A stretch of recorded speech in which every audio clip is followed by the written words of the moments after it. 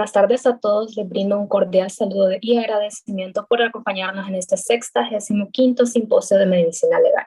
Esperamos sea una jornada de mucho provecho para nosotros y para ustedes. Es importante recordar que la violencia intrafamiliar está instalada como una epidemia en nuestro país y por eso es importante que conozcamos sus repercusiones, tanto psicológicas como legales, y las acciones a proseguir.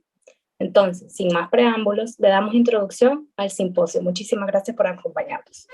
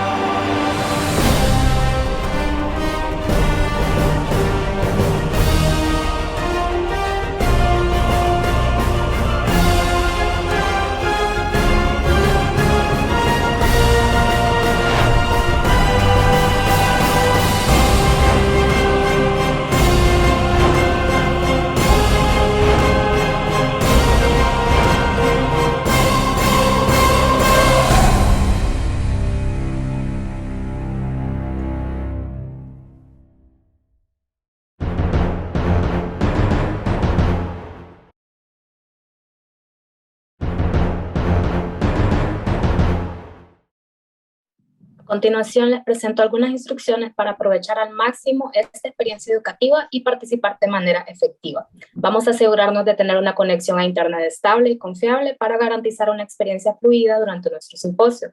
También durante las presentaciones pueden formular algunas preguntas, pero les agradeceríamos que las mandaran al chat para que nosotros pudiéramos contestarlas al final de la exposición. Recordemos siempre mantener una mentalidad abierta para aprender sobre nuestros expositores. Recordar que el simposio es un tema sensible, ¿verdad? Y hay que mantener el respeto y la empatía hacia las experiencias y opiniones de los demás participantes. Una vez finalizado el simposio, hay que aprovechar lo aprendido y compartirlo con los demás. De igual manera, luego de cada presentación se va a enviar un link donde podemos dar nuestra opinión sobre el simposio y las respectivas su información sobre las respectivas horas BOAR. Muchísimas gracias. Amigos invitados, autoridades presentes, estimados colegas y participantes, un honor para mí darles la más cordial bienvenida a este importante simposio sobre la violencia intrafamiliar. Hoy nos encontramos aquí con un propósito en común, ¿verdad? Abordar una problemática que afecta a miles de personas en nuestras comunidades. La violencia intrafamiliar es un tema muy complejo y muy doloroso, pero es fundamental que nos unamos como sociedad para generar conciencia y promover acciones que pongan fin a este ciclo de sufrimiento. Durante esta jornada tendremos la oportunidad de escuchar a destacados expertos en el campo. Tenemos a una psicóloga y a una quienes nos compartirán sus conocimientos, investigaciones y experiencias en este tema. Nuestro objetivo es generar un espacio seguro y respetuoso donde podamos reflexionar, aprender y debatir, detectar y ofrecer apoyo a las víctimas de violencia intrafamiliar. Esperamos que estas discusiones y los intercambios de hoy nos inspiren a realizar cambios. Quiero agradecer a todos los presentes por su compromiso y a aquellos que han dedicado su tiempo y esfuerzo para hacer posible este simposio. Sin más preámbulos, les deseo a todos una jornada llena de aprendizaje y colaboración y que este simposio sea un punto de partida para la transformación positiva que necesitamos. Buenas tardes a todos. Es un gusto para mí estar aquí ante ustedes el día de hoy presentándoles los objetivos de ese simposio.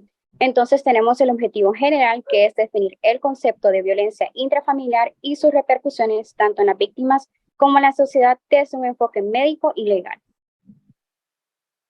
Los objetivos específicos son determinar la prevalencia y las características de la violencia intrafamiliar en nuestra sociedad, analizar los efectos físicos, psicológicos y sociales de la violencia intrafamiliar en las víctimas y los perpetradores, identificar los factores de riesgo y de protección asociados con la violencia intrafamiliar e indicar las diferentes instituciones, leyes y artículos que amparan a las personas víctimas de un abuso intrafamiliar. Muy buenas tardes a todas las personas presentes. Es un placer para mí presentar a la primera expositora de este simposio, la neuropsicóloga Keili Rodríguez. Actualmente con más de 10 años de experiencia trabajando con niños en vulnerabilidad social. Obtuvo su licenciatura de Psicología en la Universidad Nacional Autónoma de Honduras en el Valle de Sula y su máster en Neuropsicología Clínica con mención honorífica en la Universidad del Valle del país de Guatemala. En su experiencia también se agregan muchos cursos y certificados obtenidos. Entre ellos tenemos el curso internacional de neuropsicología infantil, el curso internacional de medidas de protección a la infancia por la Universidad de Málaga, España. También un curso de familia, multiproblema y trauma complejo por la Fundación Americana por la Infancia del país de Chile. También un curso de institucionalización temprana, efectos y recuperación. Certificados de políticas de desarrollo infantil por parte del Banco Interamericano de Desarrollo. Y con esto le damos la bienvenida a la neuropsicóloga Kelly Rodríguez. Es un honor para nosotras tenerla como expositora en nuestro simposio el día de hoy. El tiempo es suyo. Gracias, Albita, muy amable. Bueno, es una alegría poder compartir con ustedes este tema que realmente nos interesa a todos desde diferentes contextos y que como jóvenes estudiantes también es muy importante que nos vayamos empapando de estos temas.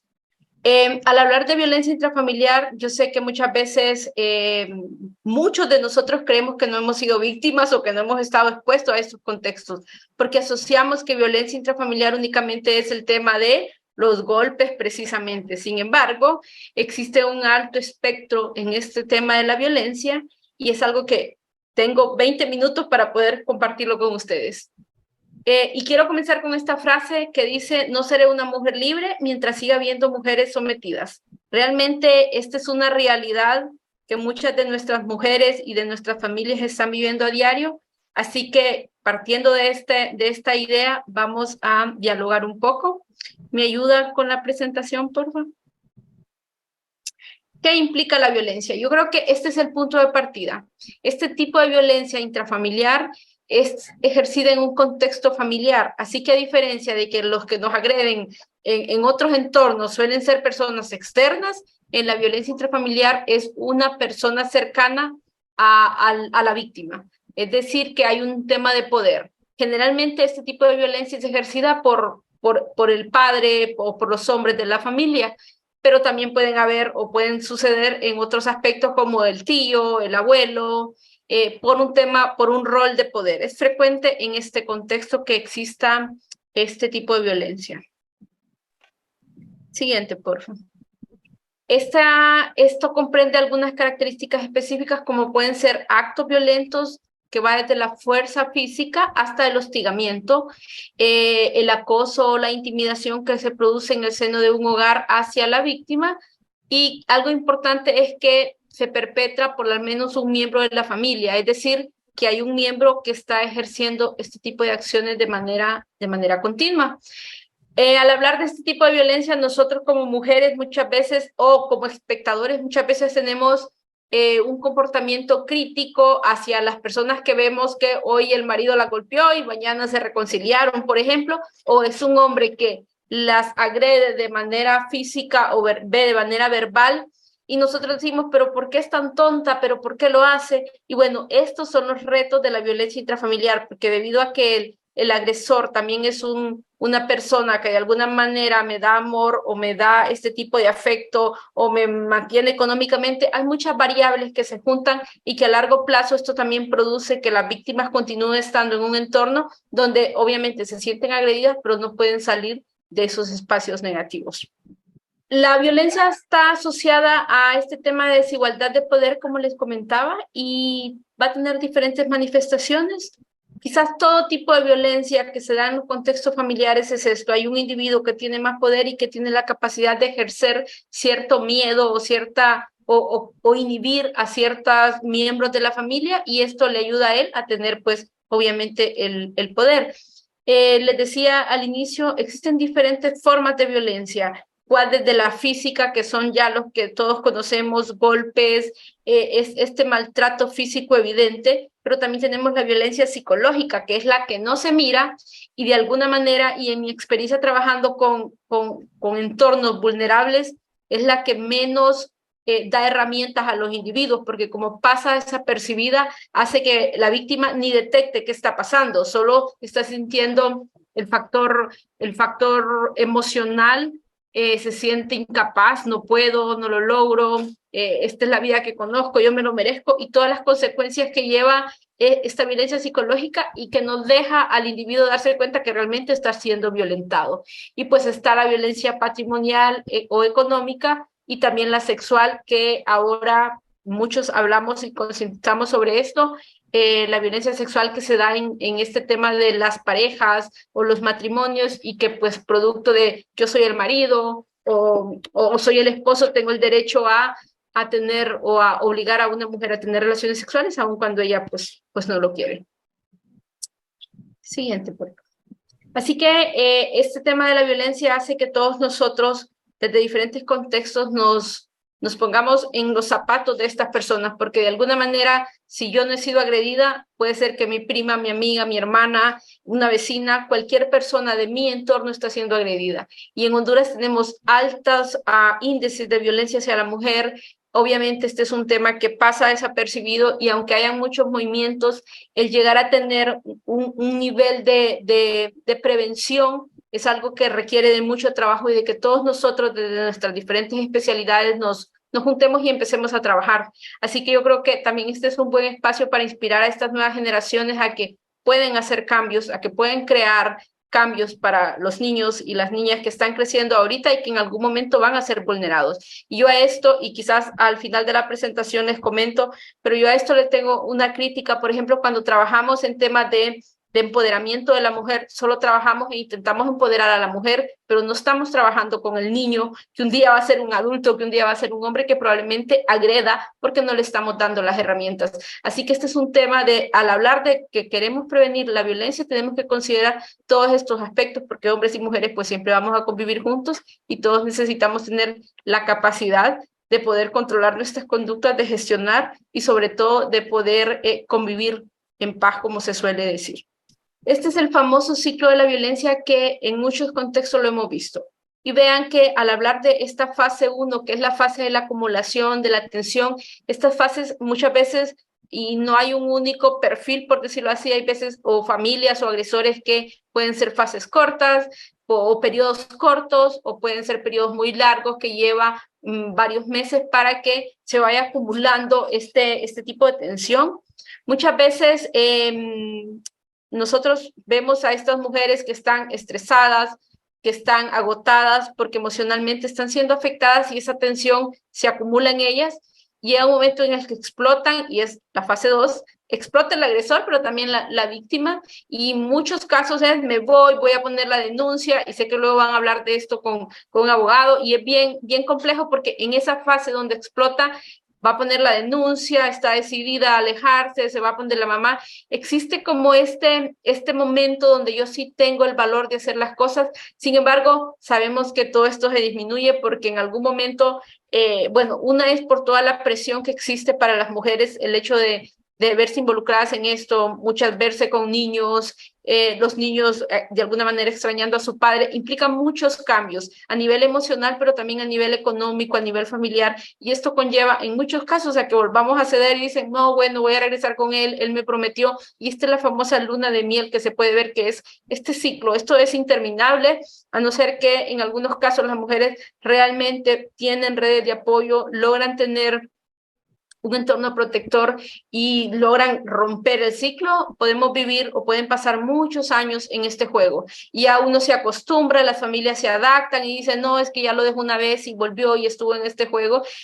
También llegan casos en que esta fase 2 de agudo es una fase donde el agresor incluso puede llegar a asesinar a la víctima. Entonces, no hay una forma de poder predecir cómo va a resultar eso, pero sí hay una forma de poder disminuir o darle la oportunidad a las mujeres y a las personas que están expuestas, y es por medio de las redes de apoyo. Esa es la mejor herramienta, porque las mujeres o las personas expuestas a este tipo de violencia en algún momento llegan a sentirse solas y dicen, es que yo no tengo quien me apoye. Y por ejemplo, sé que en Honduras hay algunas organizaciones que trabajan con este tipo de temas y que buscan eso, que cuando están viviendo estas experiencias tan adversas puedan tener una red de apoyo que pueda guiarlas, porque muchos de los que estamos aquí, cuando estamos bajo mucho estrés, es imposible que podamos pensar bien, es imposible que podamos planificar algo. Entonces, es ahí donde, para que este ciclo llegue a romperse o a tener un mejor resultado y no caigamos en este juego de la luna de miel, me reconcilio, todo está perfecto,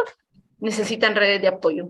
Y las redes de apoyo muchas veces pueden ser las familias, pueden ser los padres, pueden ser los tíos, pero también pueden ser las iglesias, organizaciones, programas. Realmente las redes de apoyo no necesariamente tiene que ser alguien directo del entorno familiar, sino pueden ser otras personas externas al individuo.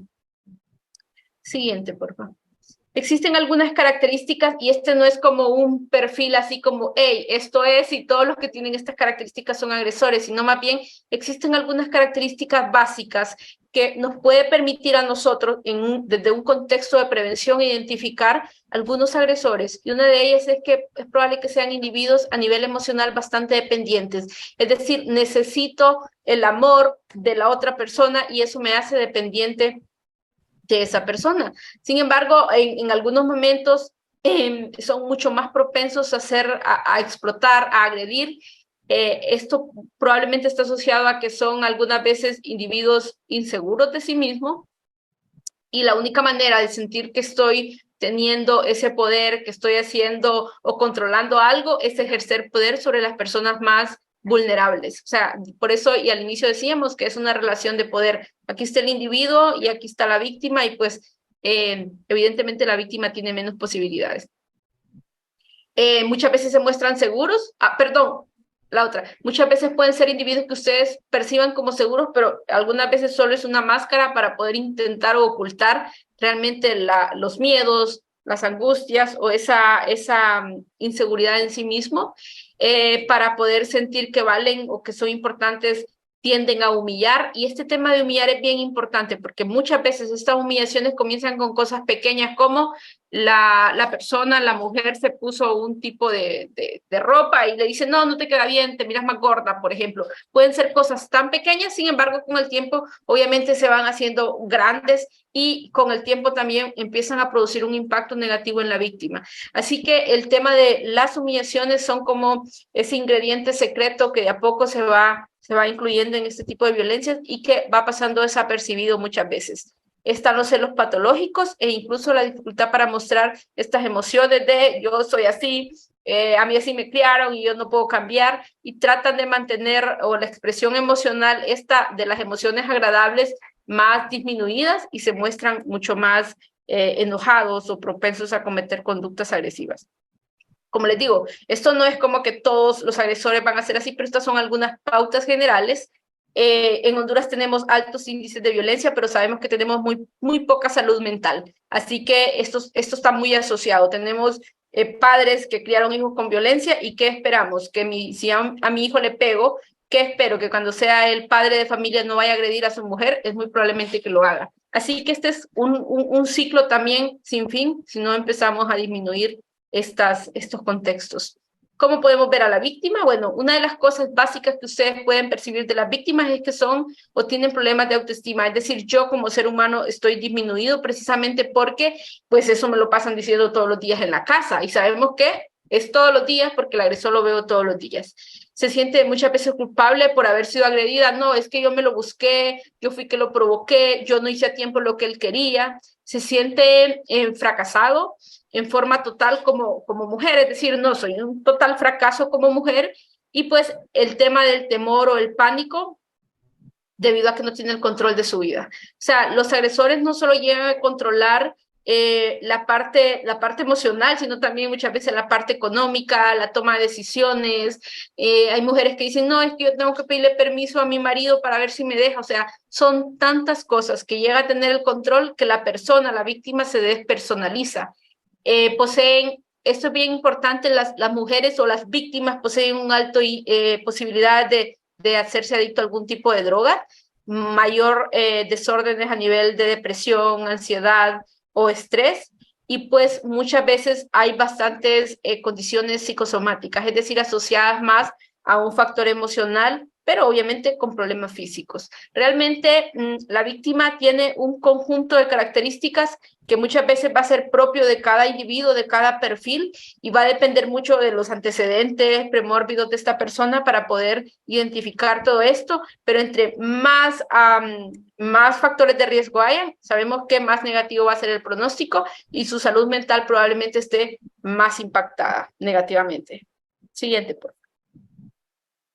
Así que viéndolo desde este contexto de la salud mental, ¿qué podemos esperar nosotros? Bueno, probablemente haya un alto índice de trastornos de estrés postraumático, producto de la forma en que se da la violencia, trastornos asociados a la somatización, pero también problemas de difusión sexual. Es muy común que las mujeres que son o que crecen en estos contextos de víctima tengan dificultades en temas sexuales, trastornos del comportamiento alimentario, precisamente y quizás en muchos casos hay mujeres que tienden igual a subir de peso y que quizás desde el contexto de la medicina se pueden ver mucho mejor, pero sí hay muchos problemas de alimentación o como de más o dejo de comer, y esto asociado a que recuerden que la ansiedad también tiene una característica con la comida. Hay muchas personas que la comida suele ser como ese escape a la presión o a lo que estoy sintiendo, entonces se vuelve como ese caminito para poder escapar.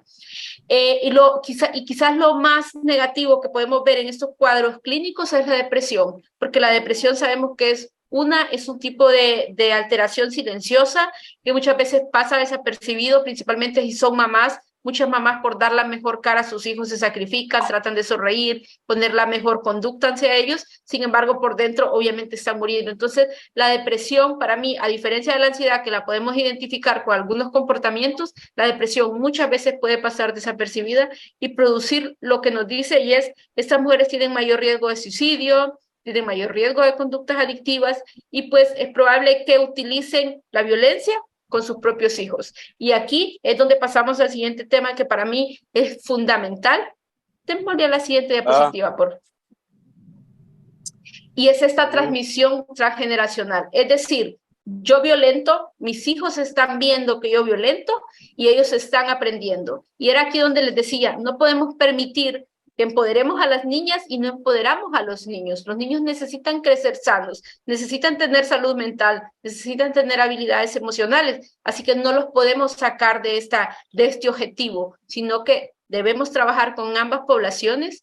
Y ¿quiénes van a ser los hombres o los responsables de la familia un día? Los que ahora son niños. Pero si nosotros solo nos dedicamos a trabajar con las niñas, estamos pasando desapercibido una parte fundamental para la salud de las familias futuras. Entonces, esta transmisión transgeneracional de violencia se da justo por eso. La mamá es violentada, los niños observan la violencia, la mamá ejerce violencia sobre los niños y en algún momento estos niños van a ejercer violencia sobre la siguiente generación. Y es un ciclo sin fin. Realmente comenzamos y nunca terminamos.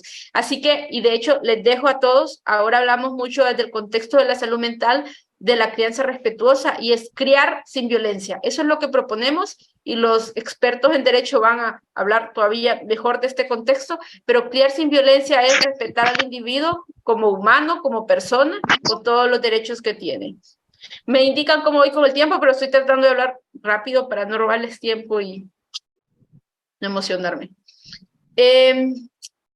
¿Qué proponemos? Decimos que la violencia es algo común, que todos lo viven, que Honduras es un país con altos índices de violencia y no solo la intrafamiliar.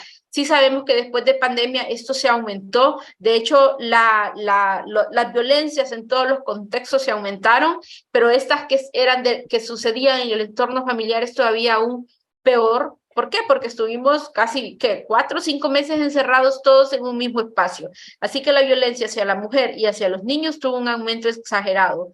¿Qué necesitamos? Bueno, uno es que como hondureño promedio todos deberíamos de conocer un modelo de crianza respetuosa que nos permita compartir con las familias estrategias más asertivas para criar a nuestros niños. Y esto es interesante porque no solo se trata de que los papás críen a sus hijos, sino que los papás cuando trabajan eso también trabajan su salud mental, porque identifican que estos patrones de violencia que están ejerciendo sobre los niños es porque así los educaron a ellos y son las estrategias que tienen. Otro tema que para mí es fundamental es el tema del acompañamiento a niños y niñas sobre la igualdad, pero la igualdad en todos los temas. Todos tenemos acceso y derecho a todos estos temas y podamos crecer en un entorno donde nos permitan vernos como seres humanos iguales. Y no es como o las mujeres valemos más o los hombres valen más, sino todos somos iguales. Sería muy importante en un contexto ideal tener programas de entrenamiento para las familias, y cuando hablo de esto hablo desde, por ejemplo, desde el contexto de la medicina. Sería excelente que las familias que están en control prenatal pudieran ya ir aprendiendo esto, que cuando ese niño nació pudieran tener acceso a algunas estrategias de crianza, de cuidados. Sabemos que los primeros meses de vida para el apego es algo muy importante. Es decir, los programas de entrenamiento para papás es algo a lo que le deberíamos de apostar. Y en general, todos necesitamos tener acceso a la salud mental desde una etapa preventiva. O sea, los hombres que son agresivos, un día no eran agresivos, comenzaron como niños, comenzaron a tener comportamientos, comenzaron a tener dificultades para manejar su estrés, a explotar cuando estaban enojados y no recibieron el apoyo necesario. Así que al hablar de salud mental necesitamos considerar que existen múltiples factores que debemos de intervenir y que debemos de cooperar para que esto se disminuya.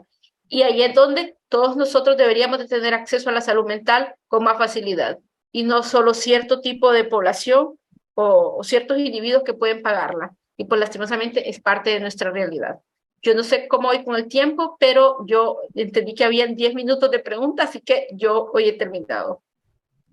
Muchas gracias, licenciada Keili Rodríguez. La verdad es que muy bonita su presentación.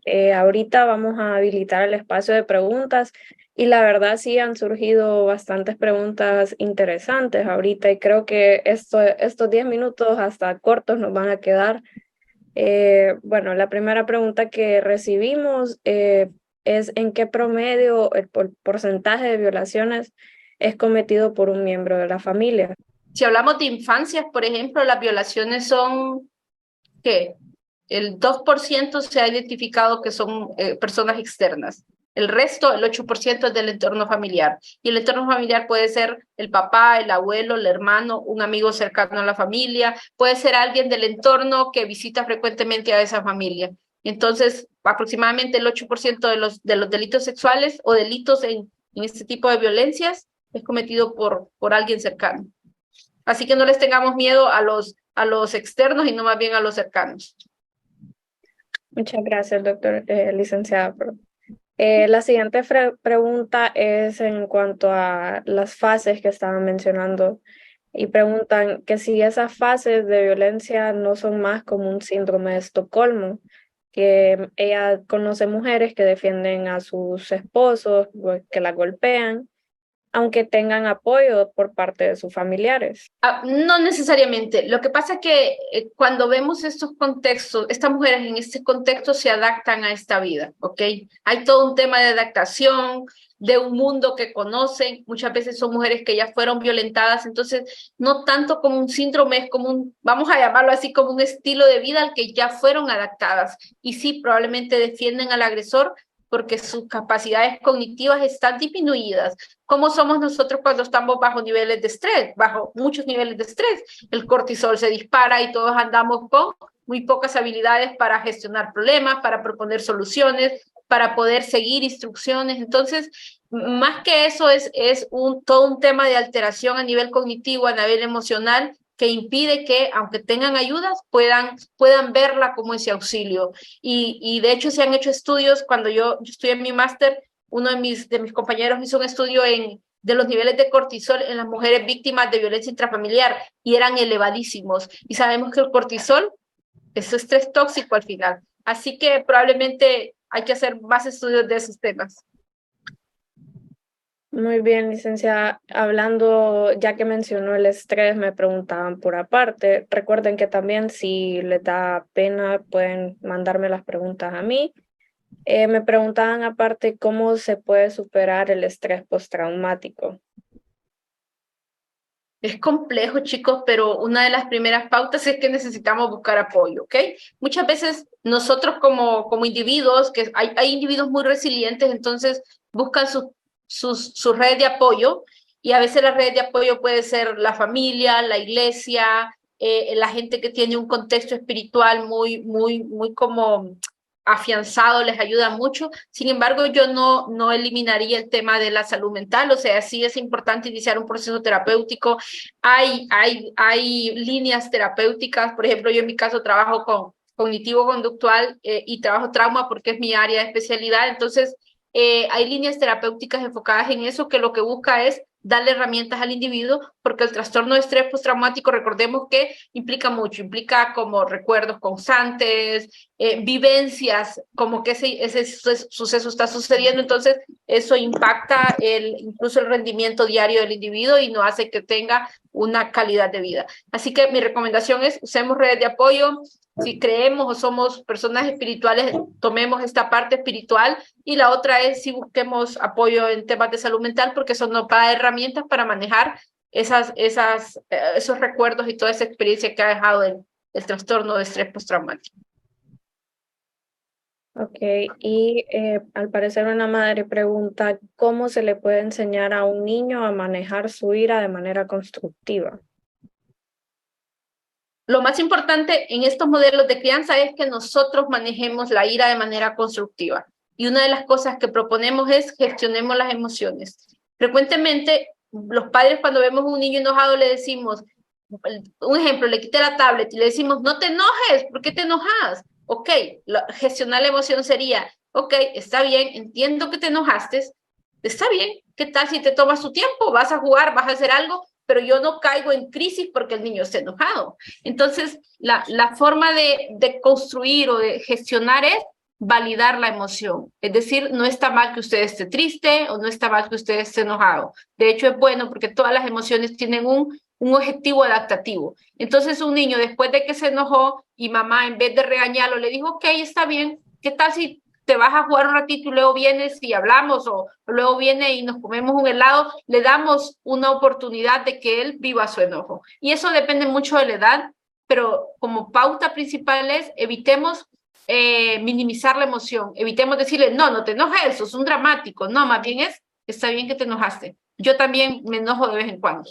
Y entonces ahí lo que buscamos es que el papá tenga el control de sus emociones y no vaya a perder el control, porque entonces sí, se arma un caos y no aprende para nada el niño de la experiencia que está viviendo en ese momento. Así que recordemos, todas las emociones son buenas y tienen un objetivo adaptativo. Licenciada, también querían saber si las madres en algún punto de su vida pueden revertir el no haber tenido una crianza respetuosa con sus hijos. Me gusta esa pregunta. Todos, y como neuropsicóloga le apuesto a esto, todos podemos cambiar nuestros patrones. Antes, como en los 90, decían que el cerebro humano no podía cambiar a partir de cierta edad, pero ahora los nuevos avances de neurociencia nos dicen que a los 80 años aún hay nuevas conexiones en ciertas estructuras del cerebro si se estimulan. Entonces, ¿cómo podemos revertirlo? Una, dándonos cuenta, esa es la primera parte, siendo conscientes de que nosotros como madres no estamos usando las estrategias más apropiadas y que esas estrategias afectan a nuestros niños, y sí podemos hacerlo. La primera pauta es esa, el nivel de conciencia que podemos tener, porque los que fuimos criados con violencia decimos, bueno, pero a mí así me criaron y es lo que sé, pero ahora es tiempo de cambiar. Existe muy buena literatura que nos puede ayudar. Igual les invito a seguirme en mis redes sociales, Sinaxis Honduras, y compartimos mucho material sobre estos temas, pero también hay mucha literatura sobre crianza respetuosa, que es la línea para poder criar niños libres de violencia y poder tener entornos más protectores para nuestras futuras generaciones. Gracias, licenciada. Y yo creo que esta ya sería la última pregunta. Si podría profundizar un poco más sobre la violencia económica. Ok. Realmente esto es, y muchas veces puede estar incluida, pero la violencia económica es cuando la persona agresora manipula o limita a la víctima en cuanto a economía. Yo conozco casos de mujeres que trabajan y el marido viene y les quita la tarjetita y les dice, no, yo voy a cobrar tu salario. Y esta persona no tiene acceso para nada a su salario. Entonces, es esa manipulación y administración negativa de los bienes económicos de la persona. En este caso yo estoy hablando de un ejemplo del salario, pero puede ser algo más, podría ser, ¿qué? Puede ser un material, una casa, puede ser que cobra una renta y la persona no deja que la tome, puede ser que tiene un carro y definitivamente le limite el acceso a ese carro, o sea, puede ser de muchas formas, pero el tema aquí es que lo limita y es parte de la manipulación. Puede ser como, no, es que vos no sos capaz de manejar, mira, es que eso es un desastre, si manejas y chocas, ¿qué va a pasar? Es decir, puede tener diferentes matices, pero al final está violentando el derecho a hacer uso de algo que es de su propiedad, y creo que eso es lo más importante. Así que es muy común con el dinero, pero pueden haber otras formas en que se puede expresar este tipo de violencia. Gracias, licenciada. Una última preguntita, yo creo que ya estamos sobre tiempo, pero preguntan cómo se puede reprender a un niño sin que haya violencia o si en sí las nalgadas o los golpecitos son malas para la salud mental de ellos. Es compleja la pregunta, es muy profunda, pero vamos a quedarnos con que el golpe no es que el niño se va a volver loco, en un buen español, perdón la palabra, por un golpe.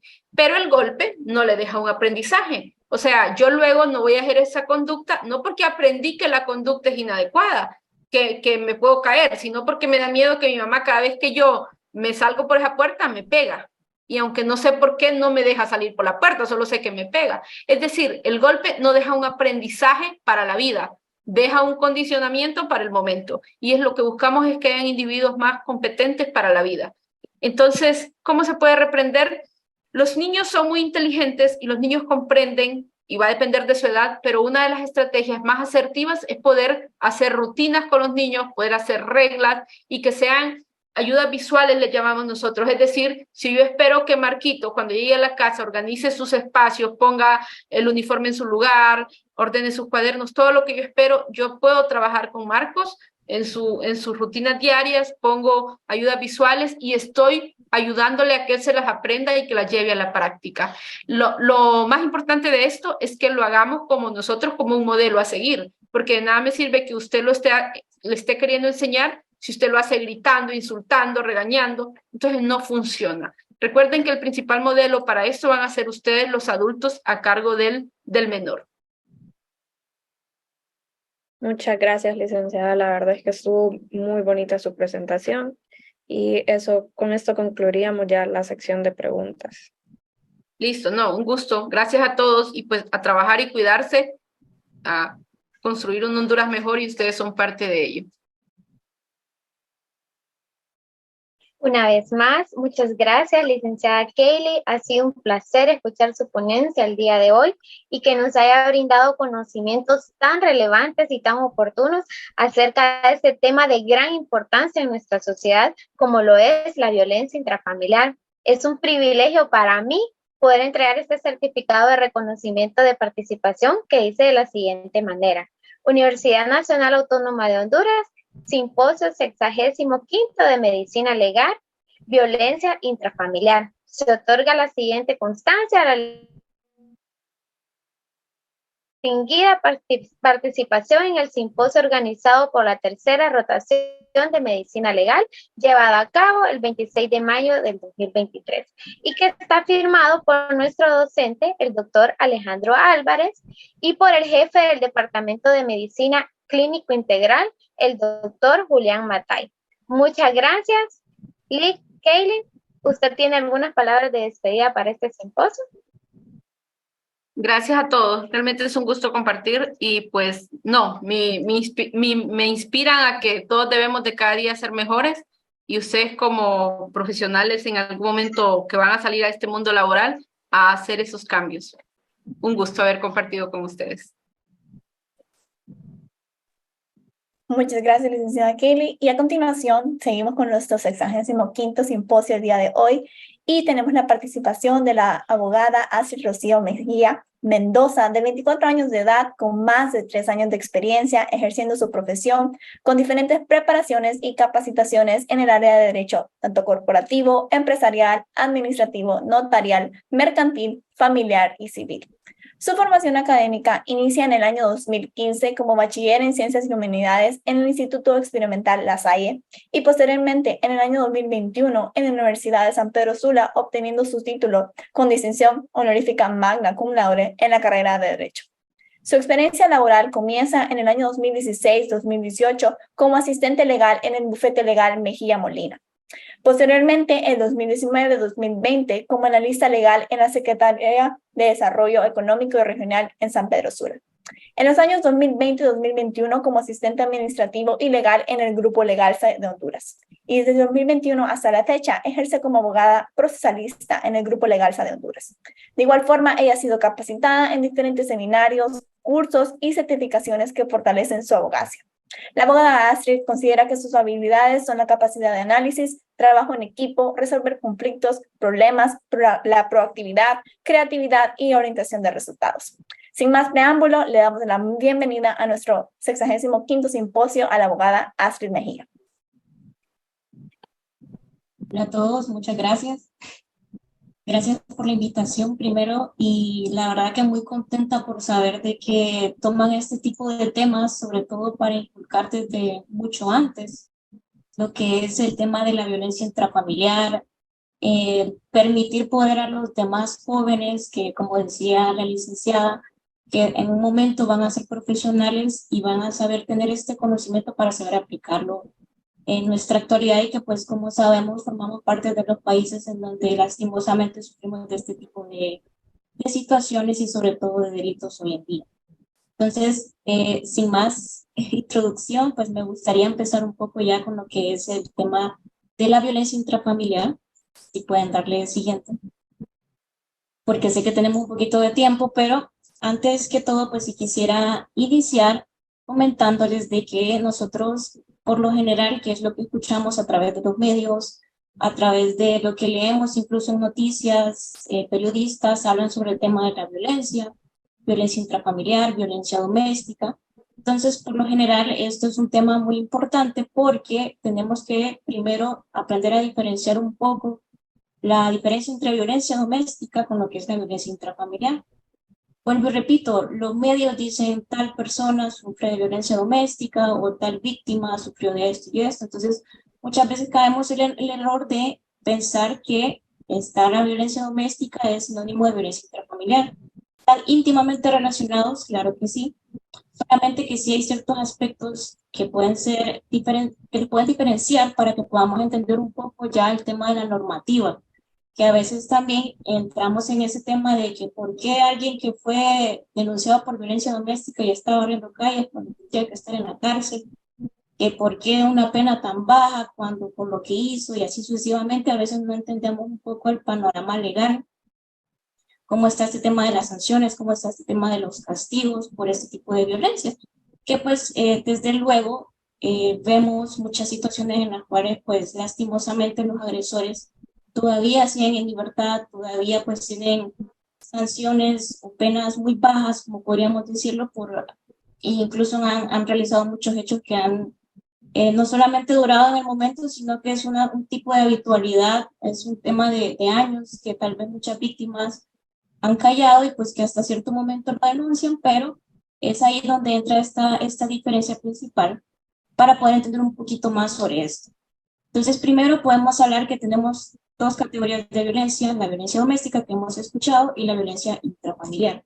Entonces, la violencia doméstica viene siendo aquel tipo de agresión que va a causar dolor, pena, sufrimiento, humillación a la mujer de parte de su compañero, excompañero de hogar, novio o padre de sus hijos. Aquí en esta parte, la ley contra la violencia doméstica establece ya este tema en general, una ley especial para la violencia doméstica. Entonces, en esta parte, la ley, si bien es cierto, habla sobre que para las personas que sufren humillación, sufrimiento para la mujer.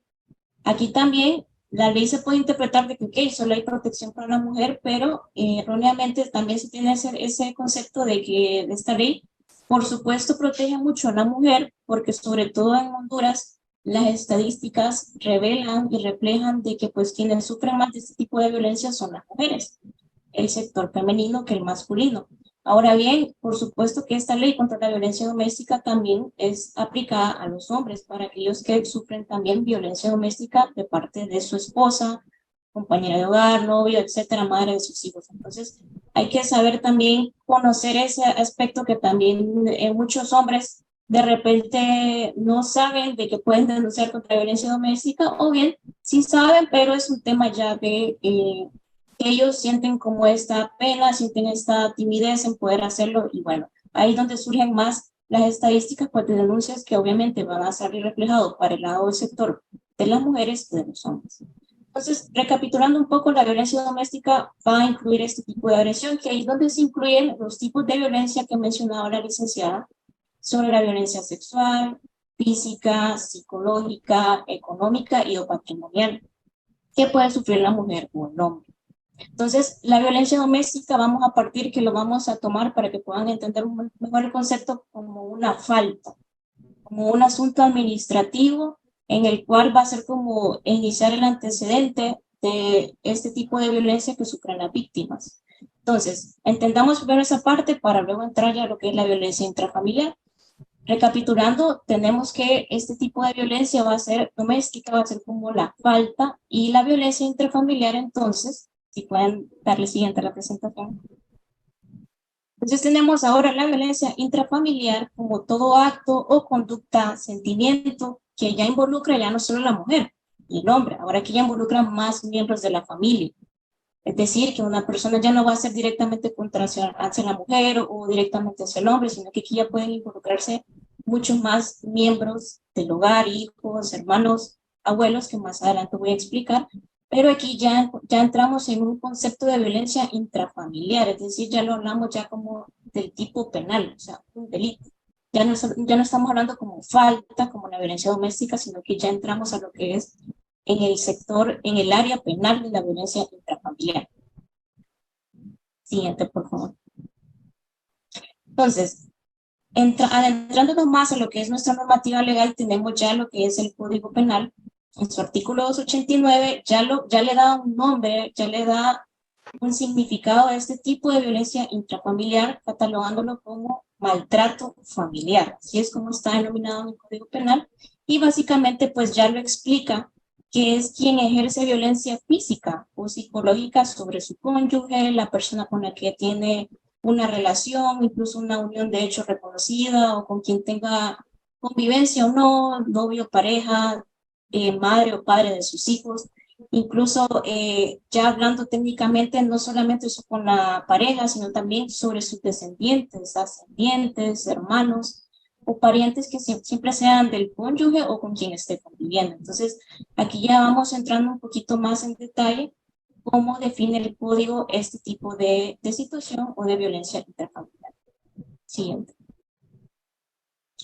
Ahora, como ya estamos hablando y ya ustedes ya un poquito han ido entendiendo que la violencia intrafamiliar se considera ya como el tipo de delito, ¿qué abarca esto de la violencia intrafamiliar? ¿Cómo lo define ya el Código Penal? ¿Cómo lo vamos a ver, cómo lo detalla para saber identificar si una persona está pasando por la violencia intrafamiliar o si un hogar sufre de este tipo de delito?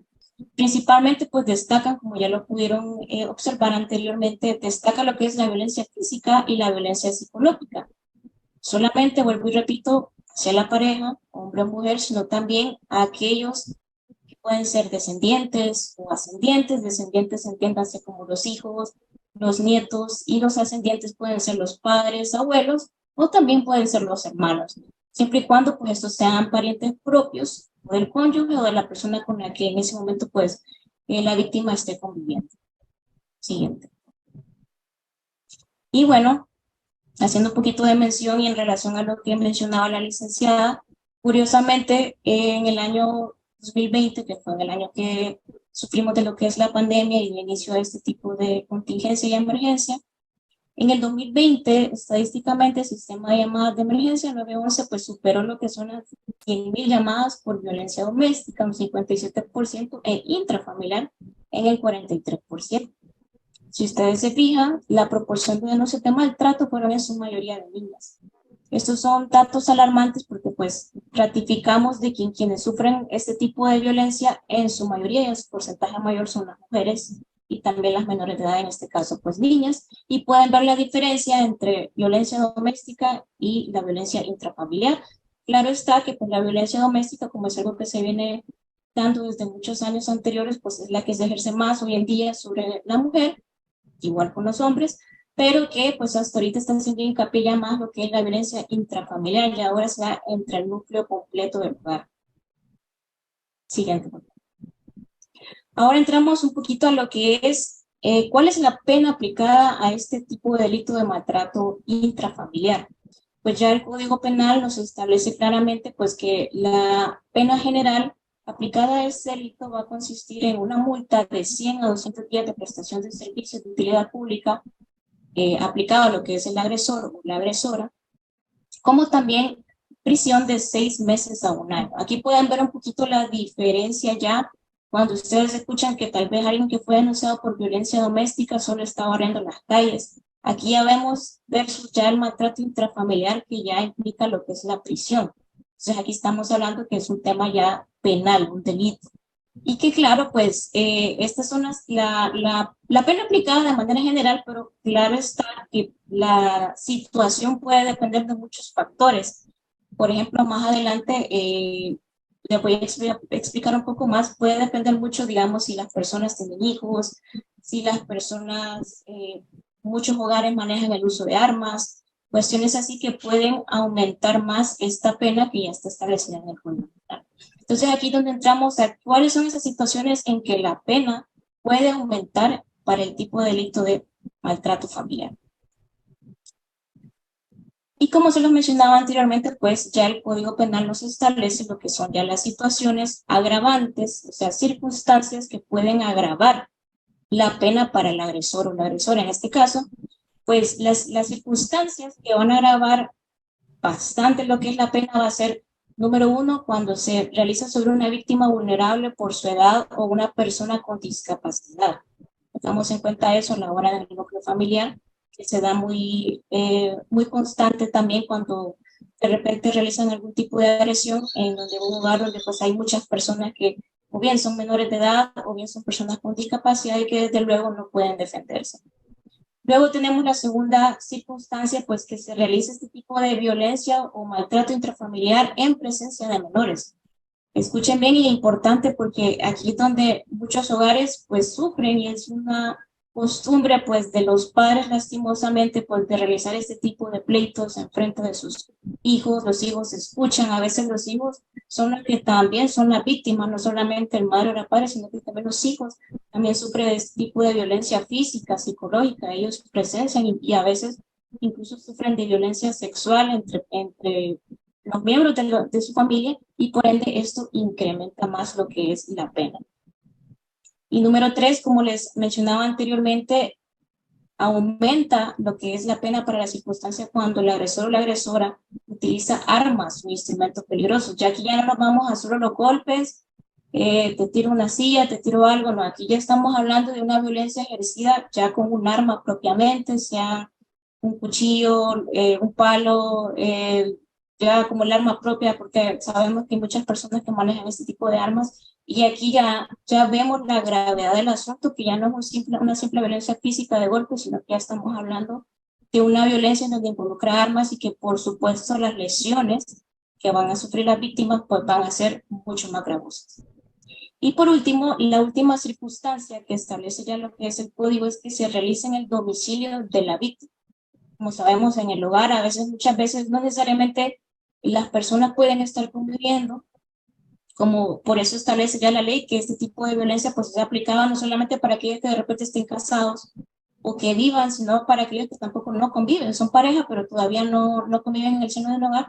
Entonces aquí se incrementa bastante cuando se realiza en el domicilio de la víctima, por ejemplo en su lugar de trabajo, en donde ella asista a algún lugar donde pueda realizar más sus tareas diarias, que sobre todo siempre se da lo que es en el hogar de la víctima o en el hogar del mismo núcleo de la familia que ya lo.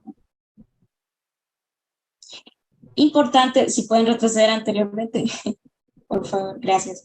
Importante pues mencionarle que como ustedes ya pudieron notar, las penas a simple vista pueden decir ustedes qué poquito, un año, 6 meses, o sea, ¿dónde queda aquí el tema? Aquí donde vuelvo y repito y quiero que tengan bien claro que es importante por eso detectar y conocer en la situación en que se dé este tipo de maltrato familiar, todas estas circunstancias, porque depende, si incluyen esto, si incluyen una de estas circunstancias, o puede darse también que si incluyen las 4, ahí las penas van aumentando, que pueden ser ya más de 10 meses, pueden ser de un año, de 1 o 2 años, incluso si ya el agresor o la agresora se vuelve habitual, es decir, esto ya tiene una denuncia, vuelve a hacerlo otra vez, la detienen, le dan su medida de seguridad, etcétera, etcétera, y vuelve a reiterar hacer este tipo de violencia, incluso es penado con mucho más tiempo cuando se demuestra que el agresor lo está haciendo de manera habitual, que puede incrementarlo incluso hasta 3 años, siempre y cuando, pues, acatando lo que es la debida cumplimiento de las medidas cautelares, precautorias o de seguridad que se apliquen al momento de que se está llevando el proceso. Sí, siguiente. Ahora aquí vamos con la parte que pues mucha gente consulta y que es donde más tenemos que hacer hincapié, cómo se debe denunciar, qué tenemos que hacer primeramente para terminar con este problema, porque ya lo mencionaba la licenciada, pues por temas psicológicos, dependencias contra el agresor o la agresora, pues es muy difícil que las personas que sufran de este tipo de violencia, ya sea doméstica o intrafamiliar, pues que tengan el valor, que tengan el apoyo de denunciar y pues finalmente poner un fin a lo que es este tipo de situaciones o delitos como tal. Es ahí donde empezamos cómo se debe de denunciar, cuáles son los lugares a los que están disponibles o que tenemos hoy en día en nuestro país a nivel tanto nacional, regional y todo, cuáles son los lugares donde podemos nosotros iniciar este tipo de denuncia, iniciar un antecedente contra el agresor o la agresora para por lo menos quitarnos ese miedo, quitarnos ese qué eran las personas, cómo puedo yo empezar desde ya. Y pues por supuesto ya tenemos ya lo que son catalogados ya varios lugares donde ustedes pueden realizar la denuncia, que tenemos primero lo que es un juzgado de paz, que está en casi todos los departamentos, pues dependiendo la zona. También hay juzgados de violencia doméstica. No siempre en todos los departamentos ya los juzgados de violencia doméstica pues son ya especiales en ciertos sectores del país, pero también perfectamente hay mucha gente que de repente no puede ir a un juzgado. También está lo que es la posta policial más cercana, donde pueden iniciar este tipo de acciones legales. También está el Ministerio Público que les puede apoyar para iniciar este proceso de denuncia. Dentro del Ministerio Público están ya estos módulos de atención integral especializados que se dedican exclusivamente a atender este tipo de personas que, pues, si bien es cierto, tienen miedo o tienen algo, pues ellos pueden abocarse a este lugar, a estos módulos de atención, y ahí recibir todo el proceso, toda la asesoría legal para empezar con la denuncia como tal. Estos módulos sí están disponibles en casi todas las zonas del país más importantes, que pueden tener mucha importancia a la hora de realizar las denuncias. Luego tenemos la defensa pública y los centros de apoyo, como hemos escuchado que últimamente se han estado dando en mucha exposición en las redes sociales, los centros de apoyo a la mujer o a la niñez, que son aquellos centros en donde apoyan más el tema de la violencia doméstica, pero también, por supuesto, atienden lo que son ya propiamente la violencia intrafamiliar. Y pues por último también tenemos lo que es la Dirección Policial de Investigación, la DPI, donde por supuesto también pueden abocarse para iniciar lo que es el proceso de denuncia. Como pueden observar en pantalla, pues les dejo una especie como de ejemplo. A veces las denuncias, las personas cometen el error de, tal vez dicen, solo me insultó y me golpeó o hizo esto, pero es importante que al momento de que ustedes estén dando los datos a la gente o la persona que les esté tomando la denuncia, den nombres completos, qué tipo de relación tienen con la persona, hace cuánto está con esa persona, qué fue lo que pasó en el día que sufrió de esos hechos de violencia tanto doméstica como intrafamiliar, detallar todo lo más posible, me tiró esto, me tiró la silla, me sacó un arma, le dijo tales y tales palabras, tales expresiones, hizo esto con mis hijos, etcétera, etcétera. Aquí es importante establecer las horas también en las que pasaron los hechos, porque esto va a servir por el tema de, ya para el Ministerio Público en representación de la víctima, al momento de probar estos hechos que se denuncian, el que la persona, pues el agresor en efecto, sí realizó tales situaciones como que le insultó, le golpeó, tiene un arma, por ejemplo. Entonces, todos estos hechos, aunque parezcan muy largos, aunque parezca muy tedioso, o para qué voy a poner eso, son muy importantes a la hora de iniciar lo que es el proceso ya como tal. Siguiente. Ahora bien, otra de las preguntas que se hacen muchas personas y que incluso también caemos en el error de que piensan que solo la víctima tiene que denunciar este tipo de hechos, tanto de violencia doméstica como de violencia intrafamiliar, pues déjenme decirles que afortunadamente no solamente la víctima es quien puede denunciar estos hechos, también perfectamente lo pueden hacer todas las personas que tengan conocimiento de alguien que esté sufriendo de violencia doméstica o intrafamiliar, incluyendo aquellos que son menores de edad. Pueden denunciar este tipo de hechos contra las mujeres o bien contra cualquier miembro vulnerado, siempre y cuando pues tengan el acompañamiento, el apoyo, porque sabemos que es una parte difícil también saber de que nos damos cuenta que alguien está sufriendo violencia doméstica o violencia intrafamiliar, pero no queremos meternos, pero ahí nosotros tenemos que hacer hincapié en que qué pasaría si la víctima no puede hacerlo, no puede hacerlo de parte de ella, porque hay mucho miedo, hay mucha manipulación, hay una violencia psicológica que la persona está sufriendo que le impide hacer ese tipo de acción. Entonces, por eso es que muchas veces incluso los vecinos pueden realizarlo, pueden hacer este tipo de denuncias, incluso los hijos, en este caso, si ven que están sufriendo, pueden hacerlo perfectamente, abocándose pues a los lugares que anteriormente les mencionaba. Siguiente, por favor.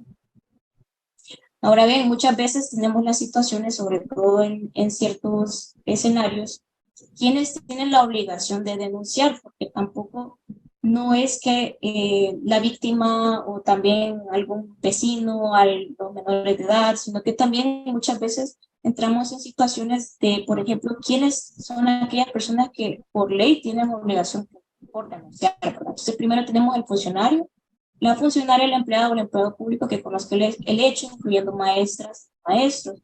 Por ejemplo, si se dan cuenta que alguna madre de familia ve a través de sus estudiantes que pues parece que el niño está mostrando un comportamiento donde tipifica lo que es la violencia intrafamiliar, puede perfectamente hacerlo, al igual que cuando pues de repente las personas o empleados de salud, en su momento psicólogos, médicos, de repente en alguna revisión ven que la víctima o en este caso el paciente está mostrando ya síntomas de como una violencia doméstica o intrafamiliar, perfectamente ellos también pueden denunciar estos hechos. Ahora bien, ¿cuáles son esos centros de apoyo que nos brinda ya el sistema? En este caso, algunos son del Estado, otros no, para asistencia y acompañamiento en el proceso para las víctimas de violencia doméstica o intrafamiliar. Pues bueno, los que tenemos más comúnmente conocidos son el Instituto Nacional de la Mujer, lo que es la Ciudad Mujer en San Pedro Sula, el Consejo Noruego y la Oficina Municipal de la Mujer, como también la Comisión Nacional de los Derechos Humanos. Estos son, básicamente, están en San Pedro Sula, pero al igual que otros, tienen varias dependencias en todas partes del país. Sobre todo, pues aquí donde ustedes pueden abocarse si de repente todavía no tienen no quieren ir a denunciar, pero por lo menos ya van sentando cabeza de que ya no puedo pasar esta situación, mis hijos están sufriendo, yo estoy sufriendo. En algún momento esto va a explotar, puedo abocarme, se pueden abocar a esta asistencia, ellos les van a dar asesoría legal, les van a dar ese apoyo que la víctima necesita en ese momento, porque reiteramos, no es un proceso fácil, no es algo que pues se piensa de la noche a la mañana, se tiene que meditar y pues para ellos es una situación muy difícil, porque recordemos pues cuando hay hijos involucrados, por ejemplo las madres siempre tienen el pensamiento, ¿cómo voy a hacer cómo me va a pagar la pensión, cómo lo vamos a dividir los gastos, cómo van a quedar las visitas? Entonces, hay mucho en juego para que las personas pues se atrevan a ese tema de la denuncia, pero afortunadamente hay muchos centros de asistencia que hoy en día ofrecen este tipo de acompañamiento. Y pues bueno, finalizando un poco, pues me gustaría pues contarle quiénes somos nosotros. Yo formo parte del Grupo de Honduras. Somos abogados y asesores jurídicos dedicados pues a lo que son estas soluciones efectivas de todas estas personas que de repente tienen alguna situación legal o necesidad legal, pues nosotros estamos a la orden y brindamos asesoría de igual forma. Sabemos que muchas personas incluso no tienen esa valentía todavía y se les entiende, tienen miedo, timidez, no quieren que, incluso son personas de un estrato tal vez de repente muy alto social, no quieren que se ya abocarse, si bien es cierto, los centros de apoyo, pues nosotros también estamos a la orden. Y bueno, pues si tienen alguna duda, les dejo mis números de contacto, también nuestra página web, nuestro correo, y pues cualquier cosa estamos a la orden y espero pues que les haya aclarado un poco más sobre este tema tan importante. Muchas gracias, abogada Astrid. Ahorita pues ya recibimos varias preguntas en el chat, entonces voy a comenzar. Preguntan si la pena que estaba mencionando al principio incluye ofensas sexuales. Ok, aquí es donde hay que tomar en cuenta, por ejemplo, la situación ya cuando involucran ya tipos de violencia no solamente intrafamiliares, sino que ya hay otro tema como delitos sexuales, económicos, patrimoniales, pues ahí tienen que realizar por aparte o incluso adecuarlo al tipo de delito para incrementar lo que es la pena, el estudio de eso. Por eso, repito, las situaciones van a ser muy diferentes. El código establece una pena como tal ya de manera genérica, pero también establece las circunstancias que pueden agravar esa pena tal. Entonces ya cuando son temas de delitos sexuales, pues por supuesto que se le brinda el apoyo, pueden denunciar también ese hecho, pero dependiendo en dónde vayan a hacer la denuncia, si es el Ministerio Público, por ejemplo, el Ministerio Público va a adecuar en base a los hechos, si este va a ser un hecho para violencia doméstica, si también involucra violencia intrafamiliar, o si ya involucra también delitos de lo que es violencia sexual, ya de temas de violación a menores, etcétera. Entonces el Ministerio Público lo va adecuando, o dependiendo de la autoridad en donde realicen la denuncia, lo van adecuando para no confundir y no hacer una mezcla de todo, porque eso es muy importante a la hora de ya dar la pena. Entiendo, abogada. También hay otra pregunta que preguntan qué hay de nuevo en la ley integral. ¿Quitarán la ley especial contra la violencia doméstica o seguirá vigente? Pues las leyes actuales siguen vigentes. La novedad que se puede mencionar hoy en día es que pues en el nuevo Código Penal establece un poquito más lo que es ya el maltrato intrafamiliar, que anteriormente pues se aplicaba más a lo que es la violencia doméstica, pero ahora ya se aplica la violencia intrafamiliar a raíz pues, de las situaciones y de los incrementos en estadísticas de este tipo de delitos, porque vuelvo y repito, ya no ahora solo contra la mujer, contra el hombre, sino ya más miembros de la familia. Ok, y preguntan si conoce de otros modelos en otros países, tal vez como ejemplo, sobre castigos que sean efectivos a quienes son condenados por violencia intrafamiliar. Por lo general, pues aquí básicamente en Honduras pues se tiene que solo la prisión de momento por los temas ya de las faltas para por ejemplo realizar algún trabajo comunitario o algo, pero sí en otros países por ejemplo implementan lo que son con el trabajo comunitario llevarlo un poquito más ya extenso, no solo barrer calles o limpiar, sino un tema ya de terapia psicológica a las personas que realizan ese tipo de actos, a los agresores o agresoras, llevarlo ya a un nivel ya de terapia, identificar el porqué de sus actuaciones, el por qué realizó esto y pues tratar de reinsertarlos a la sociedad, pues dependiendo del tipo de delito que se cometió. Por lo general eso es lo que en otros países realizan y pues que algunas veces pues pueden, dependiendo de la magnitud del delito, funcionar o no. Pero de momento aquí en Honduras no tenemos lo que son ese tipo ya de sanciones o penas aplicadas para tanto la violencia doméstica como la violencia intrafamiliar. Ok. También preguntan qué se recomienda cuando las autoridades no ayudan a la víctima y dejan el caso impune. En esa parte es muy importante porque aquí influyen muchas cosas, sobre todo cuando es un tema de apoyo 50 y 50, tanto de la víctima y de la autoridad en donde se realizó la denuncia, porque Lastimosamente vemos hoy en día que las víctimas que realizan el proceso de denuncia lo inician bien, tienen todo el apoyo, pero ya en un momento a raíz pues, de la dependencia a nivel psicológico, pues que dicen no, ya no quiero continuar y no siguen con la denuncia, regresan con su pareja y el ciclo vuelve a empezar. Entonces es ahí donde más que nunca pues tienen que tener bien lo que es un asesor legal que les esté apoyando, terapia psicológica, porque vuelvo y repito, un solo paso atrás puede botar todo un proceso.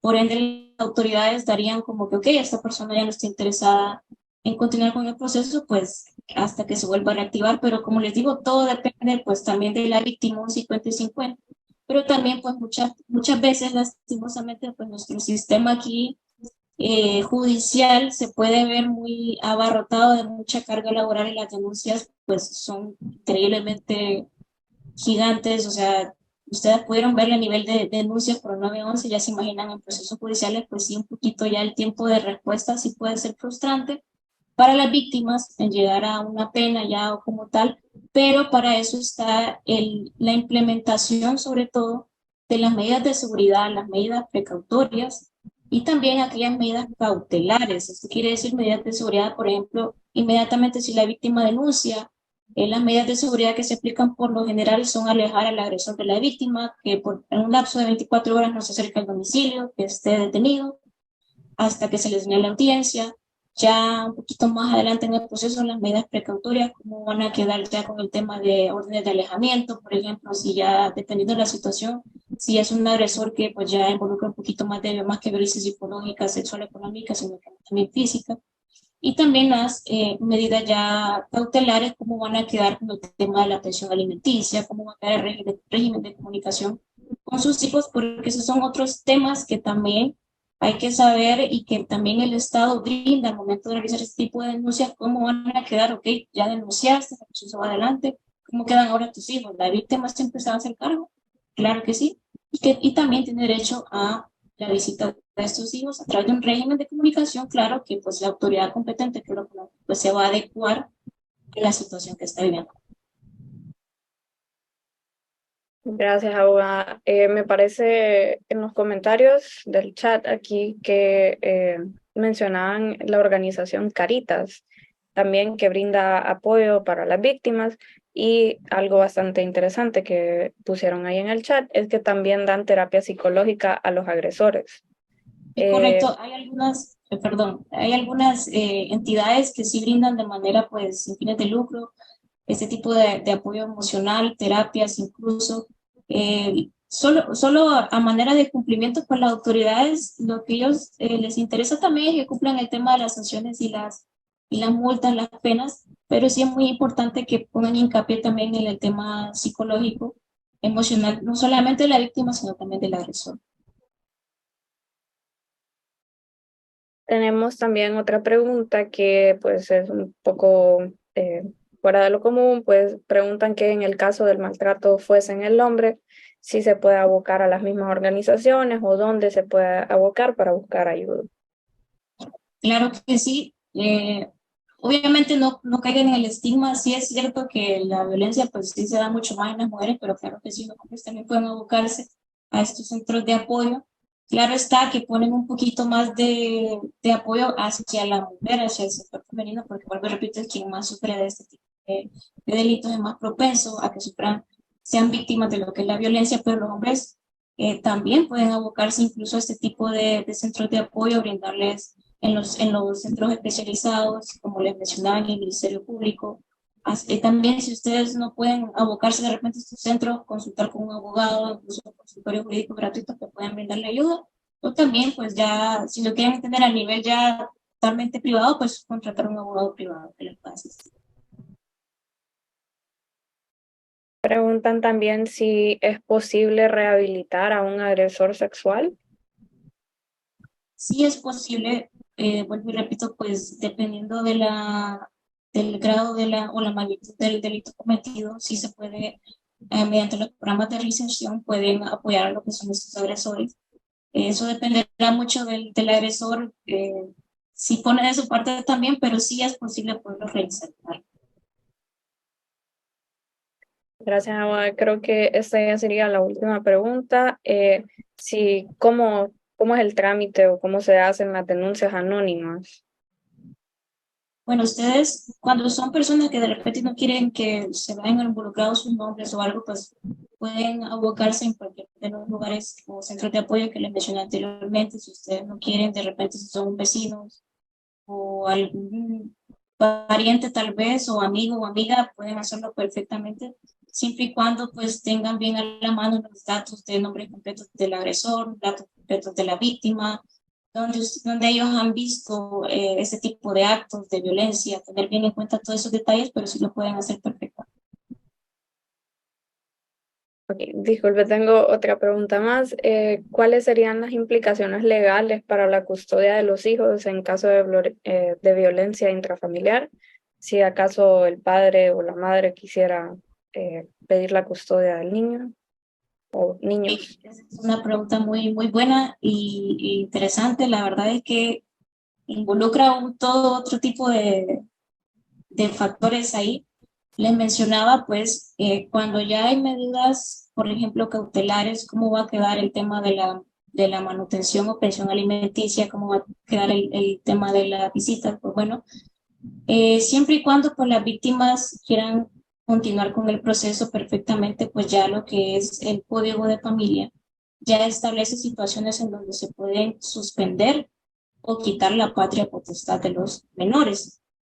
Recordemos que pues está la patria potestad y la guardia y custodia. La patria potestad es la que ejercen ambos padres, es decir, ambos padres tienen el derecho sobre sus hijos, sobre el cuidado y administración de sus bienes. Y luego está la guardia y custodia, que es quienes se encargan del cuidado del niño en el día a día, alimentación, vestuario, educación, etcétera. Entonces, ya nuestro código de familia nos establece las situaciones en las que perfectamente se puede aplicar tanto la suspensión de la patria potestad como a la extinción de la patria potestad de uno de los padres. Por ejemplo, cuando suceden este tipo de situaciones en que el agresor o la agresora comete algún tipo de delito, ya como tal, este caso, maltrato familiar, perfectamente pueden aplicar ese tipo de procesos para que en este caso, pues, la madre o padre víctima, pues, se quede con sus hijos, tanto en la patria potestad como en la guardia y cuidado.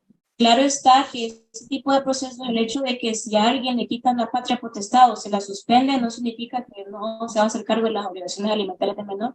Al contrario, en estos procesos ya se va a estipular cómo va a ser el régimen de comunicación, cómo en este caso, pues el agresor se va a comunicar con su hijo, de qué manera, qué días, a qué horas. Incluso se va a establecer también lo que es la pensión alimenticia, pues en base al salario o la remuneración que en este caso pues el agresor tiene actualmente, o también pues dependiendo la situación de cada uno.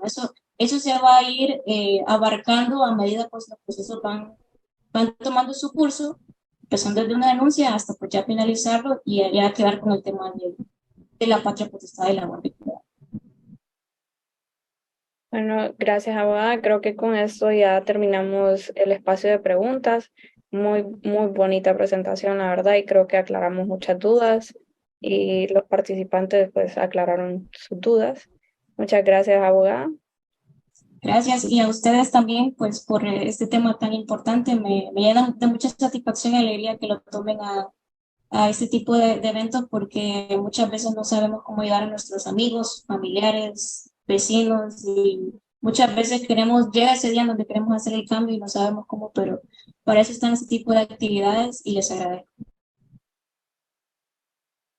Nuevamente, muchísimas gracias a la abogada Astrid Mejía. En este momento le vamos a hacer entrega de su certificado y se lee de la siguiente manera. Universidad Nacional Autónoma de Honduras, Simposio 65 de Medicina Legal, con el tema violencia intrafamiliar.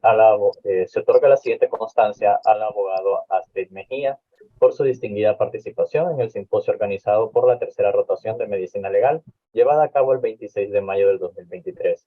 Firman el doctor Julián Matay y el doctor Alejandro Álvarez. ¿Algunas palabras de despedida que quiera agregar la abogada Astrid Mejía?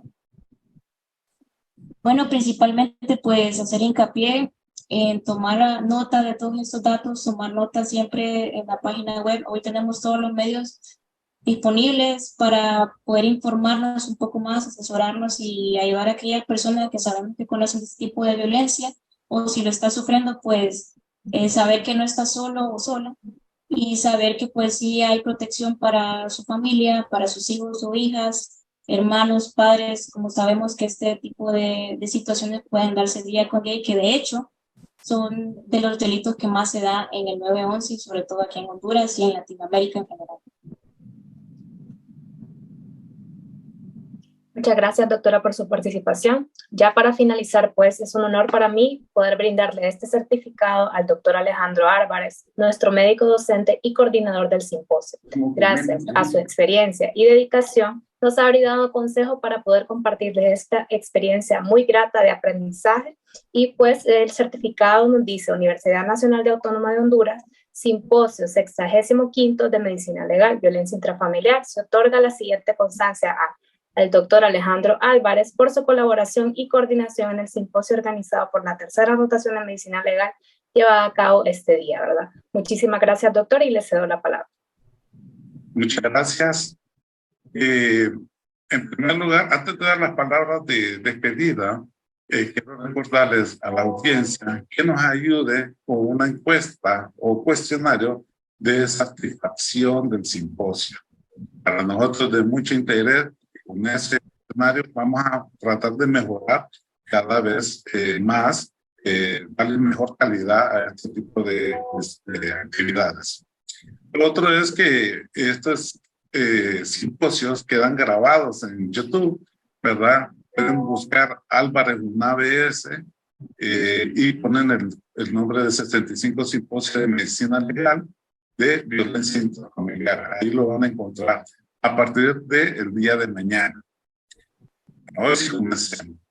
La Escuela Universitaria de Ciencias de la Salud en la Universidad Nacional Autónoma de Honduras, en el Valle de Sula, en el Departamento Clínico Integral, como proyecto de vinculación sociedad, le damos nuestro agradecimiento a la asistencia de todos ustedes, y en especial a los expositores, licenciada Keili Rodríguez Quesada y a la abogada Astrid Rocío Mejía, por su excelente participación como ponente en el 65 Simposio de Medicina Legal sobre violencia intrafamiliar, el cual nos han brindado conocimientos importantes para identificar en qué momento se violentan los derechos del núcleo familiar y las grandes repercusiones físicas y mentales que un niño puede sufrir, ya sea tanto permanente o temporal, por este tipo de situaciones que llegan a enfrentarse cuando hay violencia en la familia. Quiero felicitar también a la tercera rotación de Medicina Legal por su excelente y arduo trabajo para el desarrollo de este simposio, con el objetivo de analizar la violencia intrafamiliar desde la perspectiva médico-legal y las consecuencias legales para los que cometen este tipo de delito.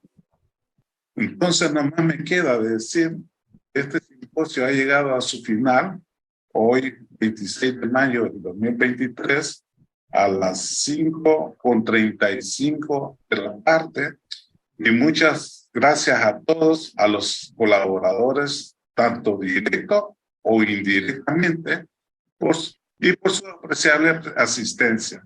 Esperamos que estos conocimientos que hemos adquirido, muy buena presentación de los ponentes, sean de mucha utilidad. Buenas tardes a todos y un placer. Muchísimas gracias, doctor, por sus palabras. Muchísimas gracias a todos nuestros invitados que han asistido a este simposio. Espero que, igual que nosotros, hayan aprendido mucho sobre este tema tan importante como lo es en Honduras, ¿verdad? Que estamos ante una epidemia de esta violencia intrafamiliar y debemos conocer cómo tratarla.